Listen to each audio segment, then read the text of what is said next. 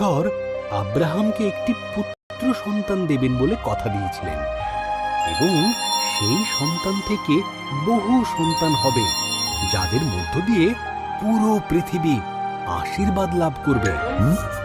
কিন্তু আব্রাহাম আর তার স্ত্রী সারার সন্তান জন্ম দেবার জন্য অনেক বয়স হয়ে গিয়েছিল।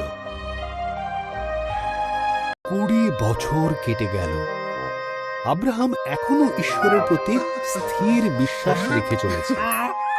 তার যখন 100 বছর আর সারার 90 বছর বয়স, ঈশ্বর তাঁর দেওয়া কথা তাদের মনে করালেন।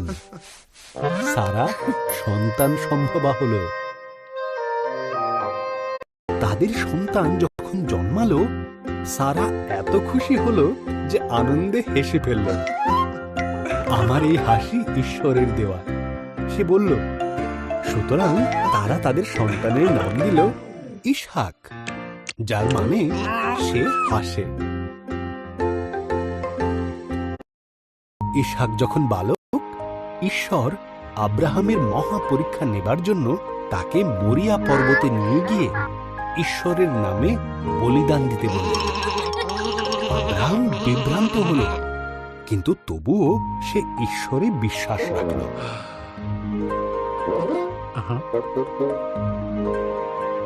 ইসহাক কাঠের গোছা বইল, আর আব্রাহাম নিল ছুরি আর মশাল। একসাথে তারা পাহাড়ে চড়তে লাগল। বলিদানের মেষশাবক কোথায়? ইসহাক জিজ্ঞাসা করল। আব্রাহাম উত্তর দিল, ঈশ্বর যোগাবেন।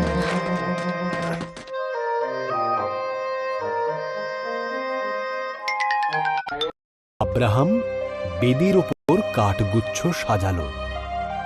ইসহাককে বেঁধে কাঠের গুচ্ছের ওপর শুইয়ে দিল। ইসহাককে মারার জন্য যখন সে ছুরি তুলেছে, তখন স্বর্গদূত তাকে ডাকলেন, আব্রাহাম।